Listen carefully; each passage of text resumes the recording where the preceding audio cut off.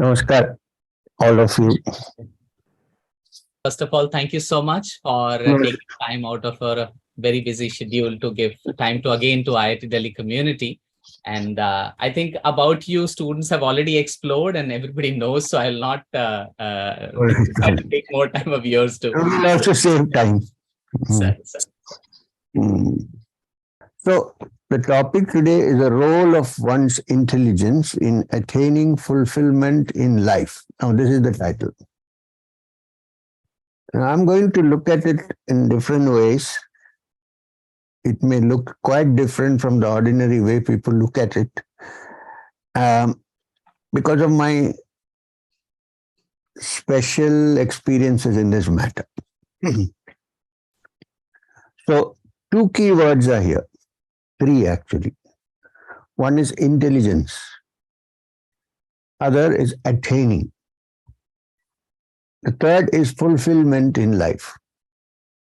Now I'm going to start with intelligence, what we mean by intelligence, and then we will go into what attaining means and what fulfillment in life means. There are alternate ways of looking at this fulfillment. So I'm starting with an ancient Vedic chant, one part of it, which is Tamosoma Jyothir gamaya, which means, may I be led from darkness into light. Here, light means intelligence. Now, I'm also, in the course of this, we are going to distinguish between intelligence and knowledge. In our Shastras, in the Darshana, there is a lot of discussion on intelligence. There is a discussion on knowledge. Very often people mistake these two things to be one. So, we will discuss this carefully. According to one kind of division of the human being is considered as a Saptaparna, which means 7 petals, Saptaparna, or 7 layers. First, of course, is the Stula Sharira, the physical body. Then Stula Sharira, then the Shushma Sharira, which means the subtle body. Then Manas, or mind. According to this Sankhya classification, there is the lower mind and the higher mind, 2 minds. Both are one, but divided for practical purposes into 2. And then you have Buddhi and Atma. Now, when you say intelligence in Sankhya, it comes to that particular section called Buddhi, not the Atman. Buddhi. You know what Buddhi is? One who has attained the ultimate excellence of intelligence is called the Buddha. Gautama's name was not Buddha. He became the Buddha because he attained a high level of subtle intelligence by which he could understand the reality and separated it from that which is not real. So Buddhi. So for us, subject is Buddhi here. So what is the distinguishing, what is the difference between what I call intelligence and what I call knowledge? I'm going to give you some examples. There have been great sages in the Indian system of philosophy, religion, science, and so on, who have not been very literate, which means not in the usual sense of the term, people who have knowledge. When you say people have knowledge, that means they're literate, they have PhDs, right? They have studied a lot of scriptures. Now, while on one hand there have also been such great yogis and sages, There are others who have not been also. Typical case is Ramakrishna Paramahamsa. Now, Ramakrishna Paramahamsa did not go to school. In fact, early in life, he decided that the knowledge that gives you only your sustenance is not that knowledge which I want. So he gave up. He didn't go. He walked out of a little village school. He never went to school. And then, but he was a very sensitive and intelligent person. Because he didn't go to school, he was not less intelligent. In fact, he was much more intelligent than many people who went to school, who went to college, and who later on met him. And some of them became his disciples. People, so-called important people, used to come and sit and listen to what he was saying, the words of wisdom, when he himself had not gone to any college or any, what we call knowledge in general. So, there is somewhere along the line a misunderstanding that intelligence develops only through knowledge.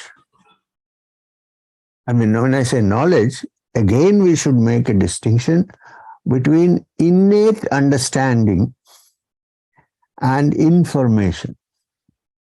Normally what we say knowledge, what we mean by knowledge is information. Now today, for instance, why would I spend all my time trying to by heart something and trying to get information when I have information at the touch of a button? This is technology, right? IT, without which we won't be sitting like this and talking to each other. Good, I understand. Why would I carry all the information in my head when I can find it at the click of a button? And why shouldn't I carry all the information in my head? It is because too much of information crowds the brain. Too much of information fills the brain and there is no space. And to be really intelligent, grasp and understand things, is to have enough space to understand. And an already overcrowded brain, it also has its, what do you call that in bytes? What do you call that in Google? When your phone gets filled up and you need to clean it, what is it called? Megabyte, GB, gigabytes or gigabytes, whatever they call it. So when it gets too much, what are you advised to do? Either pay money and buy more or rub it off. Why? Because there is no space. This is what happens to most of us. We gather so much information that there is no space for knowledge. Now you'll wonder, is it the same? No, it is not the same. Information can lead you to knowledge, but information per se is not knowledge. And for that you need intelligence. So the most intelligent person would be one who has enough space. And therefore, an intelligent person would start any inquiry, scientific or non-scientific or philosophy or religion, whatever, by saying, I don't know. Look, all great discoveries in the matters of the spirit, matters of science, they've all happened when somebody started saying, I don't know. Suppose I say, I know everything, where will I inquire? What will I find out? First of all, there is no space. Then there is the ego which says, I know everything. So how can I understand anything? So the Upanishad says, he who knows, knows not, and he who knows not, knows. People think it's a contradiction. It's not a contradiction. It means there is no space to understand. Now I gave you the example of Ramakrishna. That does not mean that he was not intelligent. He didn't go to school. He was not in the process of gathering information, but he had knowledge which led him to wisdom, which is called intelligence. And that usually happens to a very sensitive mind. And a sensitive mind is not an overcrowded mind. It's a clear mind. Okay. Even if you have a lot of information, your mind is clouded, filled with information, not a bad thing, suppose it is filled with information. And you're trying to find an answer to something which looks quite different at a different angle. You keep trying, you will not get the solution because you're too crowded. One day, when you're not trying, when you're sitting under a tree or under a mountain or near the sea, not even thinking of a solution for what you are seeking, just enjoying the breeze, and suddenly you will click and there will be the information you wanted. Why? What has happened? Your innate intelligence, which requires space to function, is at this time free. So you got the information you wanted, or you got the knowledge that you wanted. This is an everyday experience for us. When I say us, I mean people who are into the yogic path, people who are into spiritual path. This is our experience. That when the mind is clear and quiet, then knowledge appears. Knowledge becomes easy. Now, I'll give you another example. The great mathematician Ramanujam, you know Raman, I'm sure you must have heard of Raman, who solved the most complicated equations like this. Was a failure in school, he was a dropout. I'm not saying you should drop out of IIT, please don't. We need people like you. I'm just saying, we are looking at intelligence. Ramanujam was a dropout. Nobody took him seriously. When he wrote a thesis and sent it to Oxford or some, I don't know which university, I forgot that also. They suddenly realized that this guy is writing things which is impossible for an ordinary person. So he was admitted there. And then he worked. And he said, if you read his autobiography, he said that most solutions came to him even when he was not thinking of them. When everything was clear, the mind was quiet, it popped up. From this, I am taking the line that in all of us, every human being, I won't say that there are some exceptions and so on. I think in every human mind, at the moment we can say brain. We'll use interchangeable words, brain and mind. At the moment, there is this potential. There is this potential to grasp. There is this infinite potential to grasp, which doesn't work because we are more concerned about information than intelligence. Actually, we have the potential in all of us. The whole process of opening up the mind is what is called yoga. Not just yogasanas and some bit of meditation, which is good for the mind, of course, and the body and so on. The basic factor, the basic meaning of the word yoga is to open up the mind and bring to the fore all the potential that you have locked in somewhere. Today it has become more difficult because the civilization we have today is what you call the frontal lobe civilization. Anything connected with the frontal lobe. We are saying, my dear friends, there are many parts of the brain which have not been explored. Many parts of the brain and the spine, which is of course brain matter going down, which have not been explored. If we can for a moment leave alone this and go into other centers in the brain, you can open up vast potentials which are which would look almost impossible if you don't even know about them.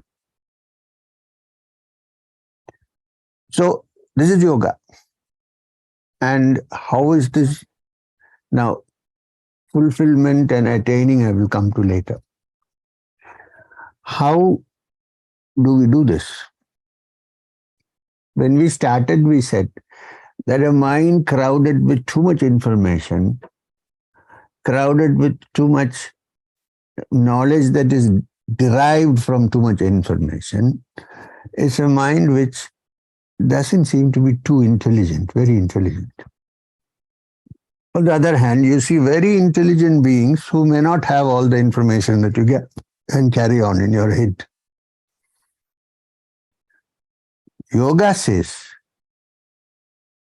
that the essence of the mind, with its greater potentials, can be explored when the mind is free of distraction, when the mind is free of tension, when the mind is free of going up and down all the time. The ups and downs that we all experience in life. Yoga textbooks say that when the mind is absolutely quiet, when the vrittis have been removed from the mind, in that quietness comes intelligence, Buddhi, which leads you to the Atman. Whether you want to go to the Atman or not, at least the Buddhi expands. Your mind has such infinite potential you wouldn't have dreamt of. Now, for instance, Yoga Sutras of Patanjali. They have 4 chapters. One, you know that the first chapter is, we had some classes before. The first chapter is Samadhipada, or how to attain the most expansive possible limit of the mind. Samadhi. Then the practices, which is the Sadhanapada. The next one is a very interesting chapter. It's called Vibhutipada. What is Vibhuti? Vibhuti means extraordinary capacities developed by the yogi when he or she practices yoga. This is called Vibhuti. Which means that when the mind becomes free of all vrittis and quiet and washes off all the acquired knowledge and information, temporarily, it can come back afterwards if you want. Like you don't have to wash off your memory of driving. Then after meditation, you won't be able to drive. It's not like that. That's mostly like muscle memory. It stays. So when the mind becomes absolutely quiet and free of all vrittis, what happens to this mind? It becomes an extraordinary mind. It becomes a mind whose potential is so high, whose attention is so high, and whose intelligence is crystal clear. In daily life, intelligence can be developed this way. First, through the practice of certain forms of meditation, and second, by being without prejudice. Much of our intelligence is clouded by prejudice. I'll give you an example. Not in any bad way, I'm saying actual facts. I meet somebody, suppose, a new person, and I say, good person, I like this person, she's a good lady. If I carefully look, I might be simply saying this or thinking this because she's good looking. So I'm prejudiced. Have you thought about this? Okay, I meet another person who, according to my standards or whatever, is not what I would put in the bracket of good looking. I would rather hesitate to accept what she says. Why? Because I'm prejudiced already. And the prejudice are formed by my senses, 5 senses. See what I'm trying to say? Or I want to teach you something. You know me for some time. You have some bad experience with me. Maybe I cursed you or shouted. Whatever I try to say will not enter your mind because you're already prejudiced. Okay. I am a Buddhist. Suppose I'm not. I'm a human being. Suppose I'm a Buddhist. I go and somebody tries to teach me Vedanta. I wouldn't listen to it. I might pretend to listen to it, but I already have the Buddhist structure in my head. Now, I'm not saying it's good or bad. I'm just saying. Example.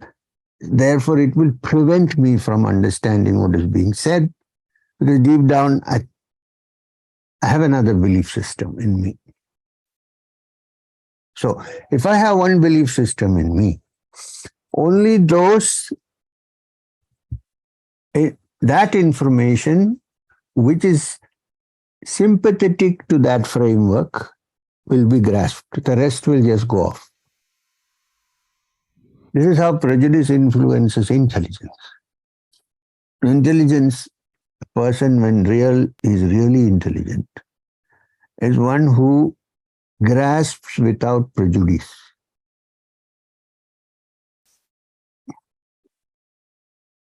So, what happens to such a mind? Such a mind develops infinite potential because it is not conditioned by any of the responses. It is not conditioned by all the information that one has gathered over the years.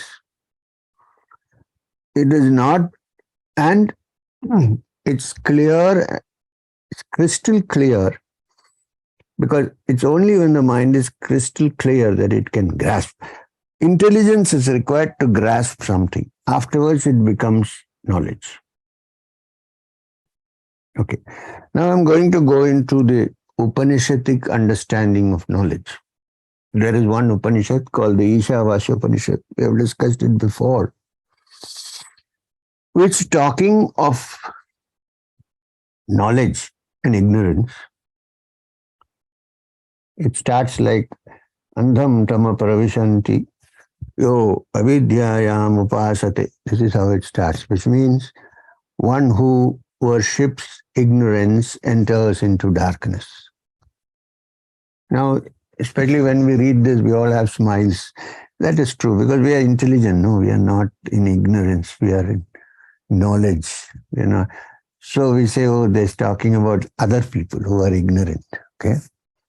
Yeah. Those who worship ignorance enter into darkness. But the next sentence is a bombshell. It says, he who worships knowledge enters into greater darkness. Vidyayam upasate. What does that Rishi mean? Is he trying to confuse us? Why are we entering greater darkness because we worship knowledge? So now you need to look at what knowledge means. Intelligent look at what knowledge means. Use our mind, use our intellect and figure out. Please, I want to warn you that when you go into any spiritual practice or any spiritual knowledge, don't think that you have to put all your intelligence into the fridge, in the freezer. No. Knowledge, maybe sometimes you might have put some parts into the freezer, but intelligence has to be there, alive. Because it is the clear intelligence, razor sharp intelligence, that goes into higher things and discover new things. Okay, so why did the Rishi in the Upanishad say that one who worships knowledge also enters into greater darkness? Why? If you look at it carefully, what is knowledge? What exactly do we mean by knowledge? I have this piece of wood here, right? At the moment, suppose I don't know anything about it. When I start, then I study it carefully and I learn about it, right? I say this is rosewood because it is rose color. It's a almost unshaped piece of log, small one. and so on and so forth. So I study this. When I start studying it, I don't know. I'm just looking at it. Then now I have studied it. Once I have studied it, I put this information into my memory. And if my memory is good, at any point I will be able to open that cubby hole where I have put the knowledge of this wood piece, pull it out and say, this is the rosewood piece, or this is a watch, or this is a flower. Why? Because I have looked at it, I have understood. Now to look and understand, you need intelligence. After that, it's stored in my brain as memory. And when I say I know about something, any knowledge, including Vedanta, when I say I know about something, it means I've understood it and it is stored in my memory now and I can recall it at any time. That's what it means, actually. Now, the question is memory a thing of the present or is it something in the past? Do you have any memory which is present? All memory is in the past. Therefore, the Vedantin said, the Upanishad said, all knowledge being a memory is something in the past, stored in the past. And if you are looking for the truth is always present. Therefore, no memory can show you what is present. And therefore, if one thinks that by worshipping knowledge one has become a great wise person, they're absolutely wrong. Because you're only depending on your memory. And memory is always a thing of the past. It is not a thing of the present. And if it is truth and actuality, it has to be here now, not sometime in the past. So what we have is not the truth, but the idea of the truth stored as a memory. Even to get there, one needed intelligence first as a starting point. And intelligence is understanding. Unfortunately, lots of people have too much information, find it hard to actually be intelligent and understand. Understanding is missing. I can quote the scriptures for hours together. But do I really know what they're talking about? You see, these are the things an intelligent person should examine. This is the meaning of intelligence. Now, is there something called ultimate intelligence? I would say there is. When the mind is deconditioned from all its prejudices, all its conditionings, then you discover that there is a mind which is unconditional, expansive, and undefinable. You may call it the mind, you may call it the Brahman. It's conscious, but it's not an unconscious thing. The good news is all of us have it. Not as if I have it and you don't have it. But the thing is, we need to explore this. And to explore this, you need intelligence. This is what I mean by intelligence here. You need intelligence. And intelligence, believe me, is not necessarily accompanied by information. Not necessarily. Yes, sometimes you need information. I agree with that. But there have been very intelligent people who may not have much of formal education or formal understanding of things, but their mind is intuitive. This intuition is intelligence.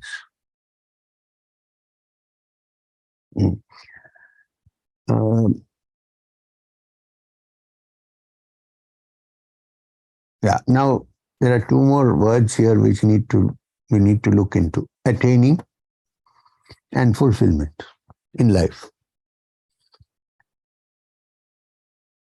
What do we normally mean by attaining? I have a goal. I'm working towards the goal. When I think I have reached the goal, I say I have attained. But should we limit life to this attainment goals, or should we spread it further up and allow it to expand? Because generally what we want to attain is a very small thing. I want to become a graduate, or I want to have a PhD, and that's it. It's ended there. After that, I'm going along in life saying, now I have a PhD, people will call me doctor, so and that's it.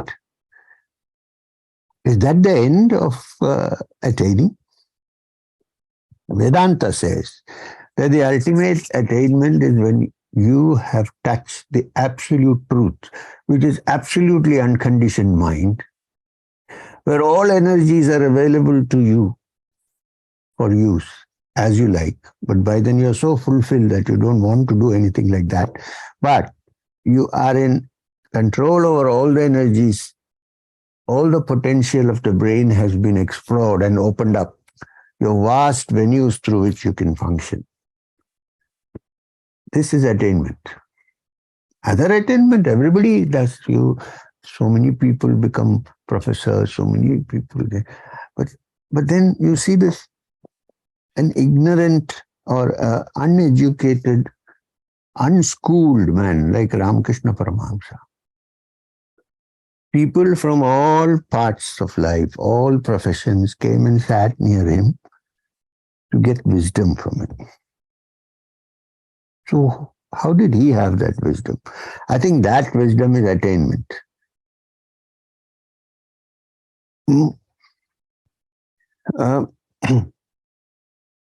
There is I'll give you an example to show how this innate intelligence works. Sometimes that innate intelligence is not allowed to work because we have too much of information and knowledge. How does it work? There was a person in the olden days when Ramakrishna was alive at that time, who was a professor, a teacher. I think he was headmaster of a school. He belonged to the Brahmo Samaj. The Brahmo Samaj in those days in Calcutta, in Bengal, was a big thing. All the young people who thought they didn't believe in the traditions, they all went into the Brahmo Samaj. Brahmo Samaj taught the doctrine that there is one supreme being to whom you can pray to, not like the Brahman of the Vedanta, which is it is nirgun but not saguna. That means gunas means it listens to your prayers and so on. But nirgun means no form, shape. This is the Brahma Samaj principle. They are taught that the supreme reality is formless and you can pray to that supreme reality and your prayers and so on and so forth. So this man once happened to meet Ramakrishna Paramahamsa in the Dakshineshwar gardens and had a small chat. Beginning it was just a chat like, who are you, where are you going, and so on. And then this man suddenly, Ramakrishna asked this man, do you believe in God with form or without form? Now this man, being those days, it was a fashion for all young people to be Brahma Samajis. Even Swami Vivekananda was a Brahma Samaji before. He said, my God is without form. Okay. Then he said, that God of yours who is without form, is he all pervading? Is he everywhere? Or does he live in a special heaven or someplace, somewhere? So this man said he's everywhere. This God of mine is all pervading. Then he said, inside that temple there is an image of the mother goddess, Kali. If he's everywhere, he must be there also, right? So why do you not bow down there? Why are you separating? It's not as if he's all pervading. He cannot exist in that. He should be existing there also. Where did this intelligence come from? He did not study Nyaya philosophy. He did not study Tarka Shastra. It came from inside, from within. Talking about other yogis, which school did Jesus Christ go and study? which university did Guru Nanak go? Tell me. And today, hundreds and thousands of people are listening to their words because it's like sacred wisdom. Where did it come from? I'm not saying you should not be. This is fine. What you're doing is great. I am saying this so that you also get the other dimension. To understand that beyond the ordinary things that we do, there's something in us which can be tapped, which has potential. That is intelligence. And when this intelligence takes place, while you can attain ordinary goals of life, that's fine. If Einstein was happy with ordinary goals of life, he would not have discovered the theory of relativity. He was not working for profit. Normally we have this understanding, wrong understanding, that for instance, in the West, they ask, if you are intelligent or if you are smart, why aren't you rich?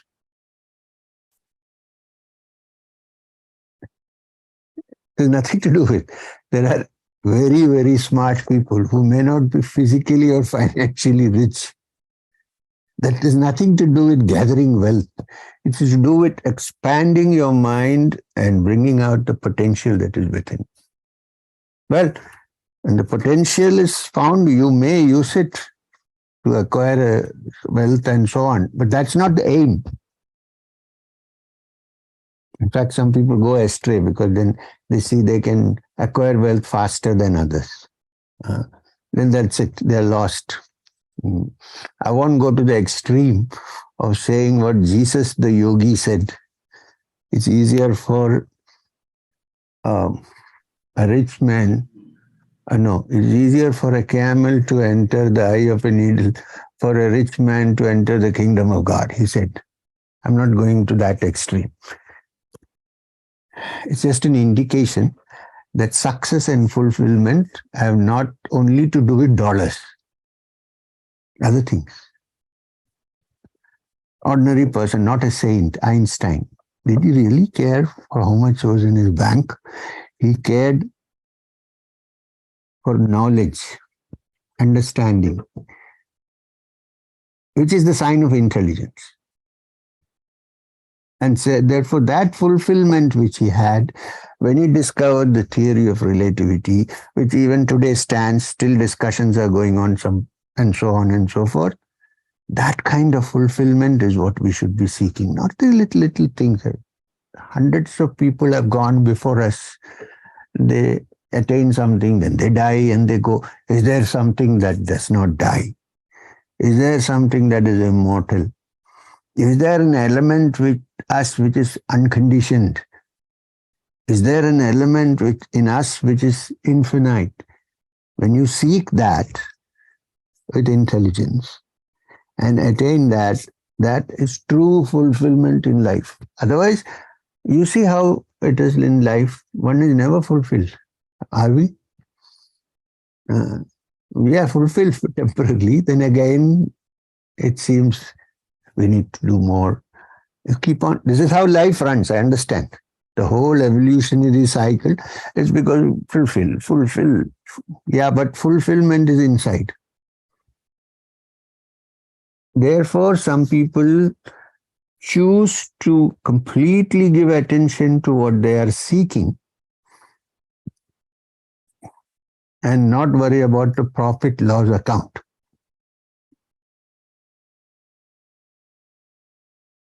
And the strange thing is when you have touched that which is beyond the ordinary mind, because you have an intelligence which is not ego, intelligence, then you find that other things also follow.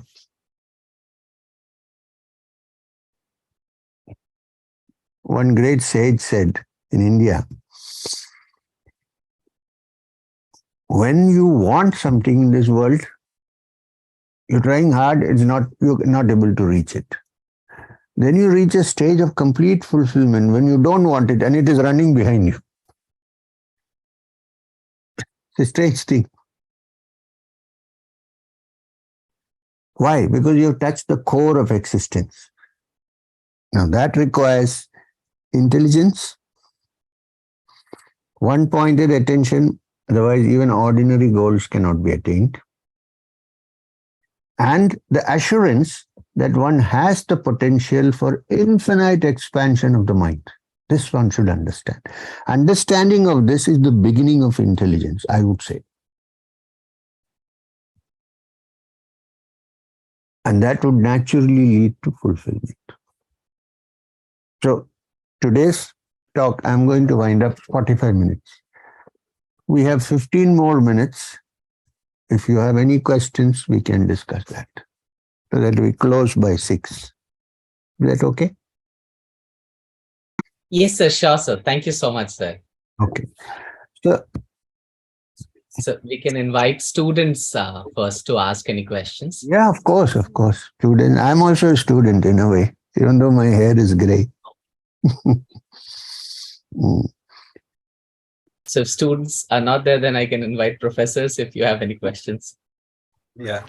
So since nobody is asking, I thought I'll start. Sure, sir. Certainly, sir.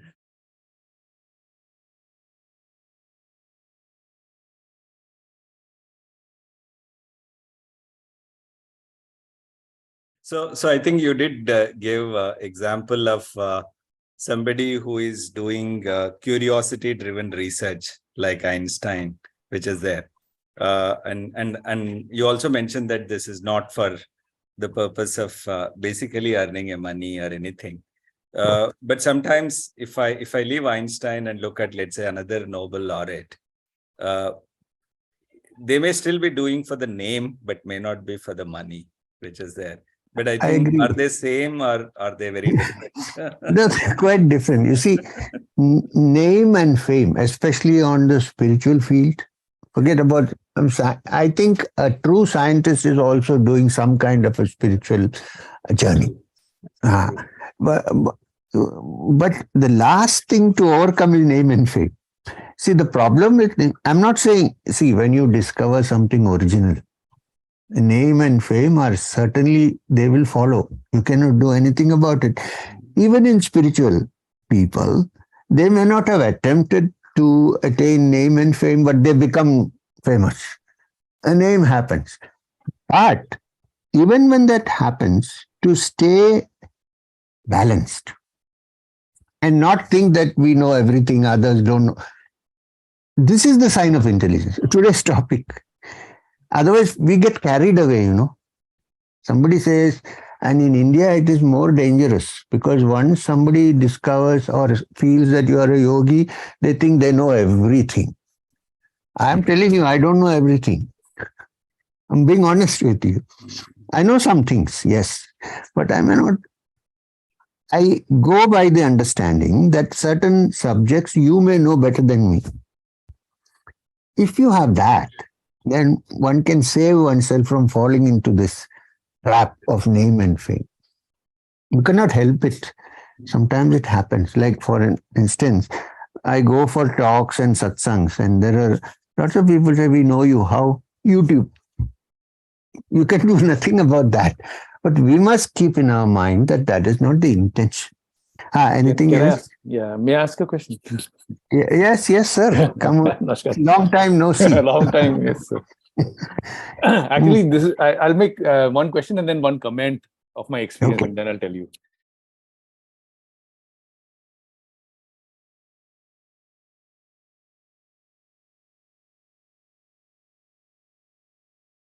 Actually, this question is, the fundamental unit of a brain is a neuron. Neuron. Yeah, and we have, birds, mammals, and primates, and their brains are of certain kind, right? And but one second. Do their brains also have neurons? Yes.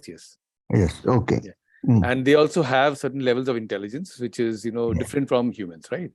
Yes. So, is there something special about the human brain that has happened, so that we are able to essentially ask this question, of the higher levels of intelligence as discussed in the Upanishads? Is there something you can tell us about that? I am 100% sure, no, 99%, always leave 1% out, 99% sure that the human brain has evolved to a point which the animal brain has not yet evolved. This is, I'm not saying anything special. Most neurologists would tell you that the human brain is one of the most evolved computers that you know of. Animal brains also are evolved, but they're not as evolved as the human brain. That's why we are Homo sapiens. In fact, if you look at genetics, the chimp actually has one extra chromosome. It's very strange. You take that off and you have only Homo sapiens. Nobody can take it off, I'm just saying. We have one less, and yet we are so completely different from a chimp in many ways. Some ways we are just like the chimp. If you are walking on the forest and if you see a beautiful fruit, the chimp and we both will pluck and try to eat it. Yes, we have many characteristics which are like animals. What distinguishes us as Homo sapiens is that our thinking capacity has increased, which may be also because the brain content has increased. More number of neurons are active. Perhaps the quality of the neurons, I cannot say. You have to ask a proper brain specialist. I have not much knowledge about this. But it certainly seems to be distinguished from an animal's brain. Yeah. Plus, there is one thing which is missing in animals.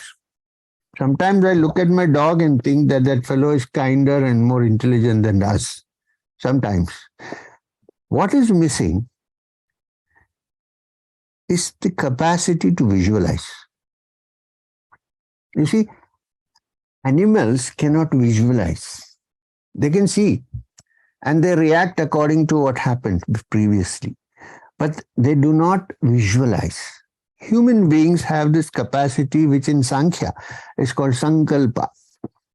That means we can visualize something that does not exist and make it happen. This is a special, I don't know biologically if there are special neurons operating for this. I don't know. No, I was asking more from the perspective of something being there in the scriptures that tell us philosophically, this is what could be perhaps, so because we can get insights when we start looking at, the scriptures, the Upanishads and the Gita and the Yoga Sutras and the Sankhya, Vaisheshika, all these darshanas, they are more concerned not with the biological part of it. They are more concerned with the psychological and mind part of it. So, though nothing has been explicitly expressed regarding this, it's an understood fact that human being is specially placed away from the rest of the animals. There are also these little hints which say that we may not be just only human, that our genes may have been engineered by higher entities. Possibilities are there. Because we read that in Puranas, Devas come sometimes and mix with human beings. Right? And the product may be quite different from what you would normally expect. Could be. Now, these are things to be researched. Research, yeah, it's true. Yeah. So I'll just say one thing, about you were saying, that knowledge and, that this is not really the final thing. Once you attain it, it's in the past. And this is precisely one thing that I experienced just after my PhD defense. Nice. So I came out of the defense. And the first thought that was in my mind is, so what? And then what now? And so that was the very first. I mean, honestly, we had a grueling. A good pointer. It's a good pointer towards something. So, actually, since you're saying, I have to tell you this. I dropped out of college. I didn't complete my degree. I dropped out. And whatever I understood is because of this 3.5 years of being with my master, Maheshwarnath Babaji, wandering in the Himalayas. And most of the understanding came not through study, but by discussion and dialogues with him. And sometimes the dialogue, the discussion may be of something else, but something else may click. So with this, I discovered that the brain has capacities which are beyond the ordinary. All brains.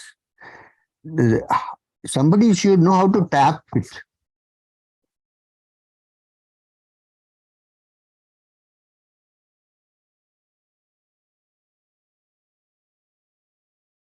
Sir, you said that Einstein was not working on profit. Sir, as we know, sir, whatever we do, there have some driving force which kept me motivating to do these things. Say that again.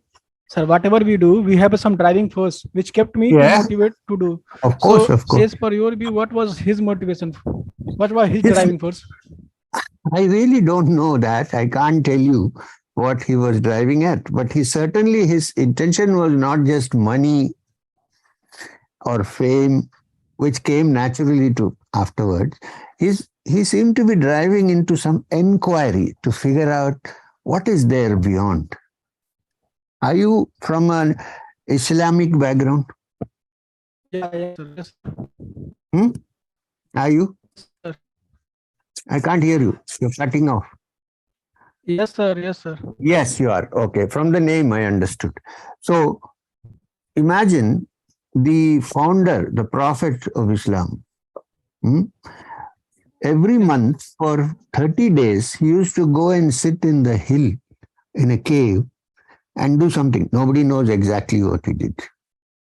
Right? He used to fast during the day and he used to do something. Was he looking for money or fame, or was he exploring something extraordinary? He was trying to find something. And the intention was not profit motivated at all. I'm not saying that we should not be profit motivated. I'm only saying that there are some extraordinary people who have explored, like the rishis. I classify Albert Einstein, on just an example, as a rishi, a science rishi. And when you say rishi, people always give it a religious connotation. It's not. A rishi is one who explores the world and tries to figure out the essence of it. So that is what I meant.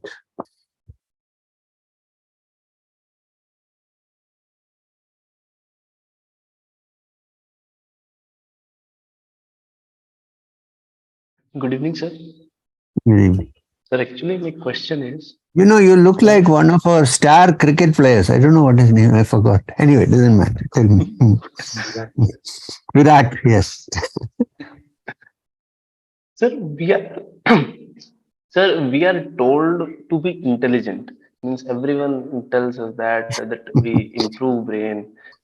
Means you are saying so, but the problem that I feel here is that it's sort of impossible. I Why? guess our means everybody is supposed to do a different task. If Okay. everybody is after this thing, then our system will collapse, I guess. I don't understand. Sir, I want to say that everybody has a different work to do. All Means right. a All right. laborer is supposed to do that thing, and Yes. everybody should do their. Yes. Work. So, Yes. Okay. I understand that. So so if we promote this thing, means being yogi, being exploring I'm not our saying being mind. wait a minute. I'm not saying being an yogi is some special profession. Please get this straight. A person, whatever work he's doing or she is doing, if he needs to do it with complete attention, he will succeed in the work that he's doing. Right? Now, I'm saying for that you need intelligence and attention. I'm not saying all should become yogis. This is not the intention. The idea is that there are ways and means by which the intelligence can be sharpened. The intelligence can be made less dull than it is. It can be made sharper. Now, if you can do that, then whatever be the work that you're doing, you will be able to fulfill it fully. This is what I'm trying to say. I'm not saying you should give up everything and become yogis. It never has happened in this world that everybody will become a yogi. It's not possible. I'm not saying that at all. You get what I'm trying to say? Yes, sir. Yes, sir. Thank you.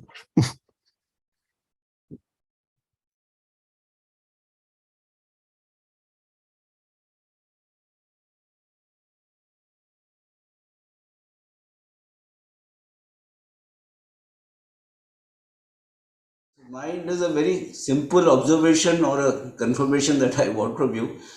Yes. I have been practicing this Vipassana meditation for last 33 years. Nice. And it's brought amazing results in my day-to-day life. Wonderful. But it's an infinite journey that Yes. continues from time to time.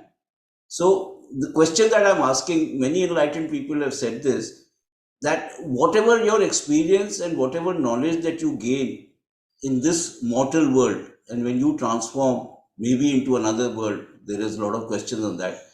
Does that knowledge and that experience go with you into the next life? That is the question I want. Yes. From my understanding, it goes with you.